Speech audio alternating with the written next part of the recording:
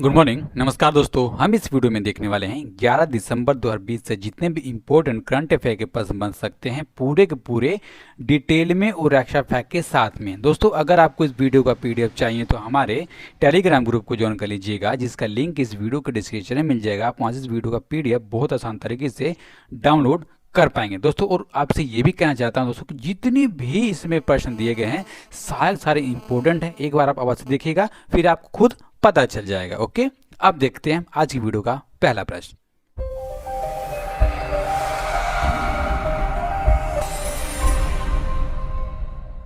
International human rights day is observed on which of the following days, यानी कि अंतर्राष्ट्रीय मानव अधिकार दिवस निम्न में से किस दिन मनाया जाता है। दोस्तों, इसको हर साल ऑप्शन नंबर बी यानी कि 10 दिसंबर को इंटरनेशनल ह्यूमन राइट्स डे के रूप में मनाते हैं। दोस्तों, अब देखिए इसको मनाते क्यों हैं दोस्तों। इसको इसलिए मनाते हैं कि जो भी व्यक्ति होता है, जो भी दोस्तों मानव होता है, उसको धर्म, नस्ल, रंग, भाषा, लिंग, राजनीति के आधार पर दोस्तों कोई भी व्यक्ति उसके साथ भेदभाव ना करे और इस सबसे परे हटते हुए उसके जो मानव के अधिकार हैं उसका पालना करे दोस्तों। ठीक है, और अब की बात यानी कि 2020 का इंटरनेशनल ह्यूमन राइट्स डे का थीम है जो आपको दोस्तों याद करना, जो परीक्षा दृष्टिकोण से बहुत ज़्यादा इंपॉर्टेंट है। क्या दोस्तों, वो है recover better stand up for human rights. क्या? Recover better stands for human rights अब की बार का दोस्तों इसका थीम है। ओके, अब हम देखेंगे अगला प्रश्न। How many apps have China banned from various countries around the world, यानी कि चीन ने विश्व भर के विभिन्न देशों के कितने ऐप पर प्रतिबंध लगा दिया है। यानी कि दोस्तों जो चीन है उसने वर्ल्ड के लगभग कितने जो एप्लीकेशन है उसको बैन कर दिया अपने चीन में दोस्तों। अब देखिए ये बैन कर दिया ऑप्शन नंबर सी, यानी कि 105 एप्लीकेशनों को चीन ने दोस्तों अपने देश में बैन कर दिया दोस्तों। अब देखिए जो ऐप है ये आमतौर पर एक ट्रिप एडवाइजर चाइना, कौन सा दोस्तों? ट्रिप एडवाइजर चाइना नाम का दोस्तों जो कंपनी है, और दोस्तों जो कंपनी है ये आती है TripAdvisor.com के दोस्तों अंडर में आती है कंपनी। यानी कि दोस्तों इसके साझेदार कंपनी और इसके जितने भी एप्लीकेशन है उसको बैन कर दिया गया दोस्तों। अब देखिए जब बैन कर दिया गया तो चाइना गवर्नमेंट ने ये कहा कि इन एप्लीकेशनों के ऊपर अश्लीलता दोस्तों फैलाई जा रही थी, हिंसा, जुआ और वेश्यावृत्ति से जुड़े दोस्तों कंटेंट दिखाए जा रहे थे, जिससे कारण इसको बैन कर दिया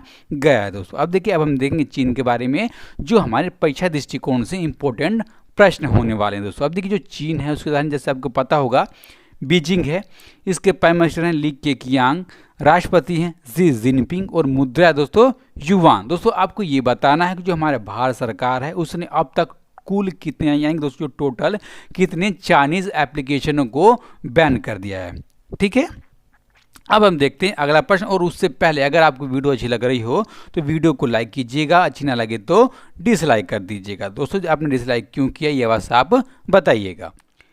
which of the following places India rank in the climate change performance index 2021, यानी कि जलवायु परिवर्तन प्रदर्शन सूचकांक 2021 में भारत निम्न में से किस स्थान पर है दोस्तों। अब देखिए जो जलवायु प्रदर्शन सूचकांक है 2021 का दोस्तों, इसमें भारत की रैंकिंग कितनी, तो ऑप्शन नंबर डी है, यानी दोस्तों 10 नंबर पर है भारत। और दोस्तों ऐसा किया दोस्तों भारत ने लगातार दूसरी बार दोस्तों ऐसा करने में भारत कामयाब रहा है। कितनी अर्थव्यवस्था के बीच में से, तो दोस्तों टोटल 58 कंट्रीज के बीच में से दोस्तों भारत लगातार दूसरी बार टॉप 10 में अपना कदम बढ़ाने वाला दोस्तों देश बना है दोस्तों। अब देखिए अब की बार ये 10 नंबर पर, तो पिछले साल दोस्तों कितने नंबर पर था? पिछले साल ये इस इंडेक्स में 9 नंबर पर हुआ करता था दोस्तों।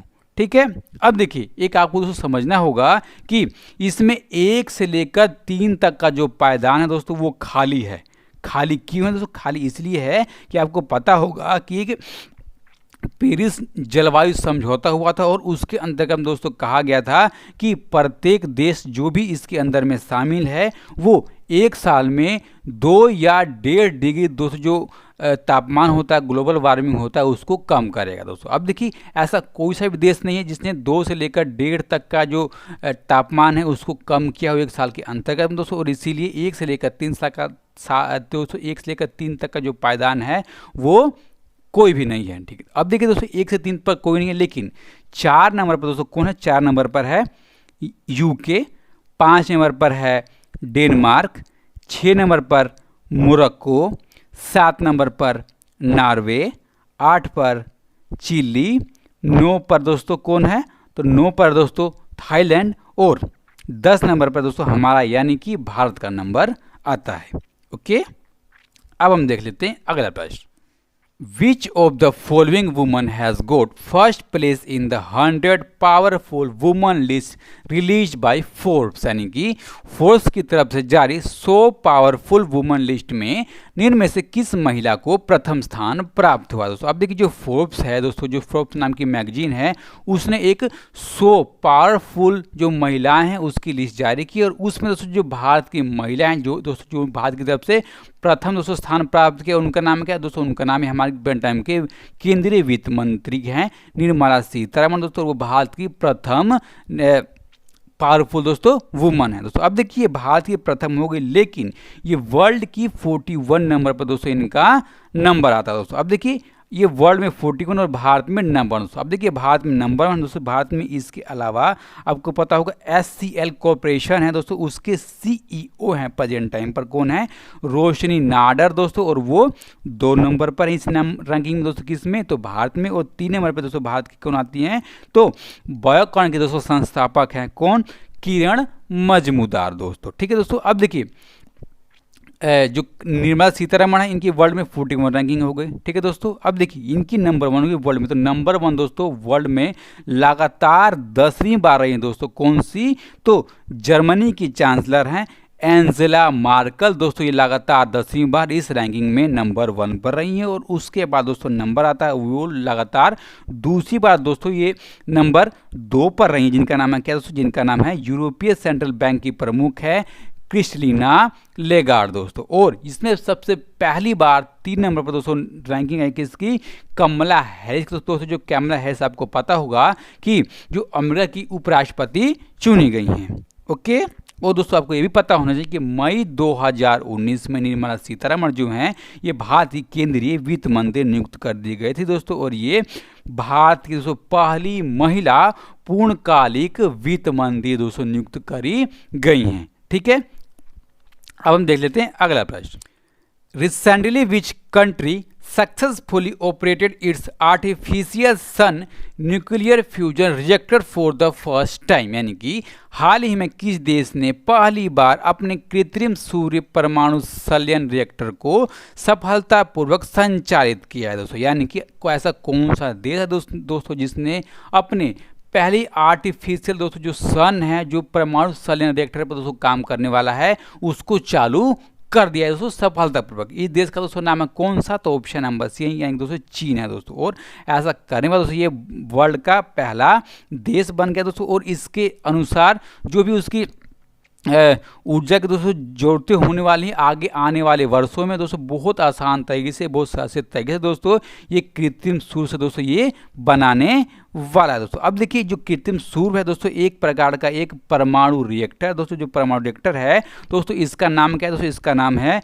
HL2M दोस्तों। इस परमाणु रिएक्टर का नाम है दोस्तों। अब देखिए दोस्तों, जो परमाणु रिएक्टर है जब इसको चार्ज किया जाता है दोस्तों, ये इसमें बहुत ज़्यादा गर्मी निकलती है दोस्तों। कितनी गर्मी निकलती है? तो आपको दोस्तों अंदाज लगा पाओगे दोस्तों कितनी? तो लगभग 150 मिलियन सेल्सियस दोस्तों इसमें गर्मी निकलती है दोस्तों। जो हमारा प्रेजेंट टाइम में दोस्तों सूर्य है, उसका जो कोर है उसकी तुलना में 10 गुना अधिक दोस्तों इसका टेम्परेचर है दोस्तों। अब देखिए 10 गुना अधिक टेम्परेचर है, लेकिन दोस्तों इसके अनुसार दोस्तों इसमें सुपर कूलिंग होती है दोस्तों। और उसके अनुसार इसको ठंडा कर दिया जाता है और अपने आवश्यकता अनुसार दोस्तों इसकी ऊर्जा ले ली जाती है। और दोस्तों इसमें बिजली भी बना लिया जाने वाला है।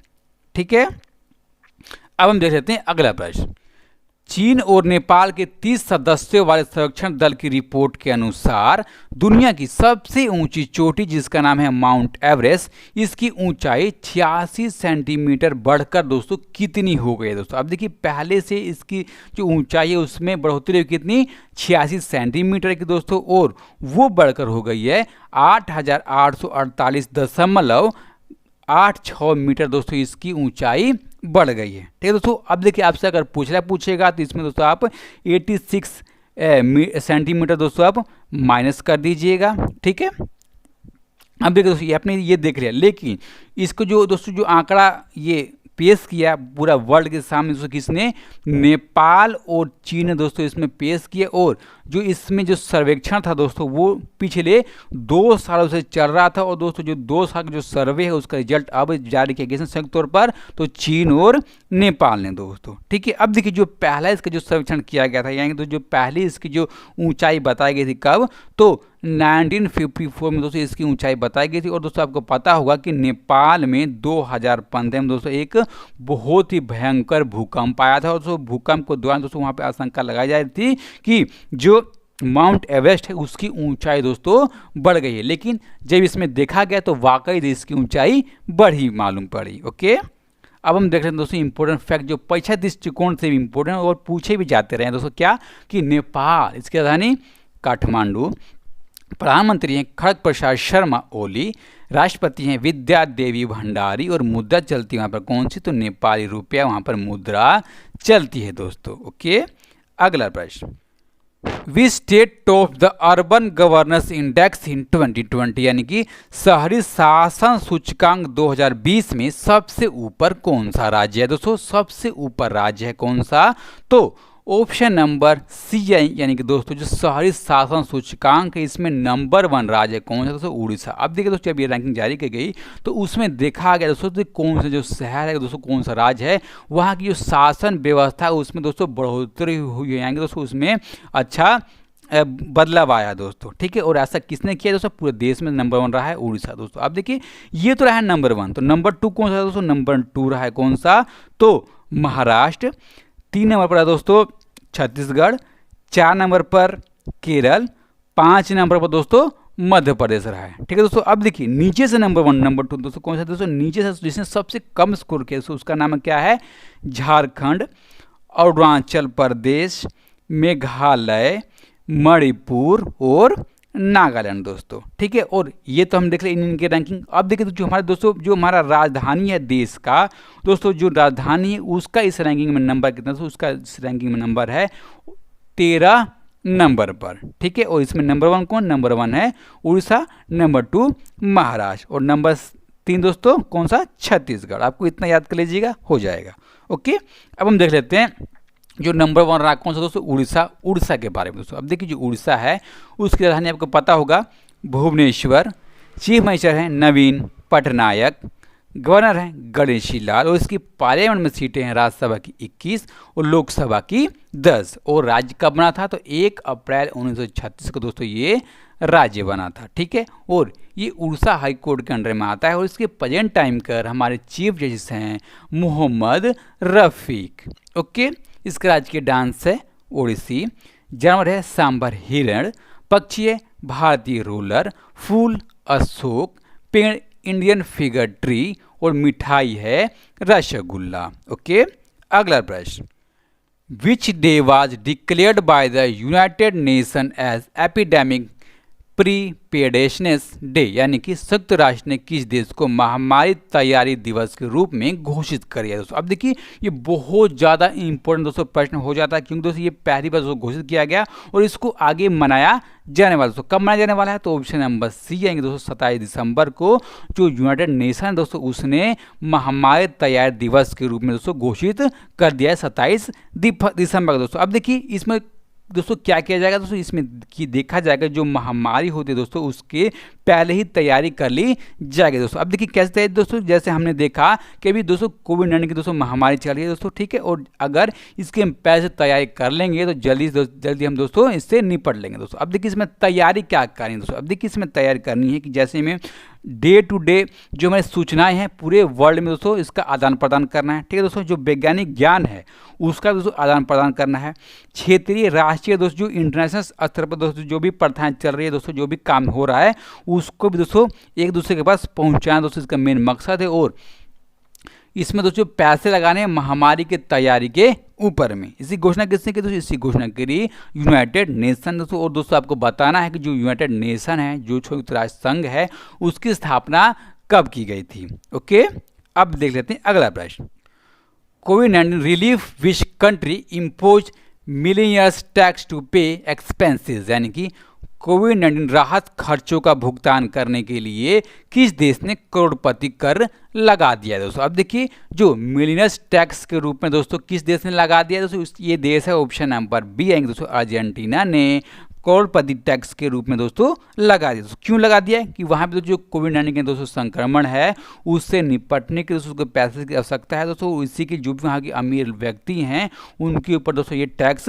लगा दिया है दोस्तों। अब देखिए उनकी कितनी संपत्ति होनी चाहिए दोस्तों, उनके पास दोस्तों संपत्ति होनी चाहिए कितनी, तो 200 मिलियन पेसो का दोस्तों उनके पास संपत्ति होनी चाहिए दोस्तों। पेसो क्या है, पेसो वहाँ की दोस्तों मुद्रा है, और 200 मिलियन दोस्तों पेसो होता कितना दोस्तों, लगभग दोस्तों होता है 18 करोड़ रुपए दोस्तों। अब देखिए जिसके पास 18 करोड़ रुपए है दोस्तों उनको ये टैक्स देना होगा तो कितना, तो लगभग दोस्तों उसका देना होगा कितना, तो 3.5% रुपए दोस्तों उनको देना होगा। और जो भी अर्जेंटीना के व्यक्ति हैं वो बाहर आते हैं उनको दोस्तों अपने पैसों का कितना 5.25% दोस्तों जो टैक्स के तौर पर देना होगा सरकार को, ठीक है दोस्तों। और ऐसे कितने लोग हैं अर्जेंटीना दोस्तों, ऐसे लगभग 1200 दोस्तों लोग हैं अर्जेंटीना में। और अर्जेंटीना में दोस्तों प्रेजेंट टाइम पर 1.5 मिलियन दोस्तों जो लोग हैं वो संक्रमित हुए कोरोना से, और अभी तक लगभग 40,000 से अधिक व्यक्तियों की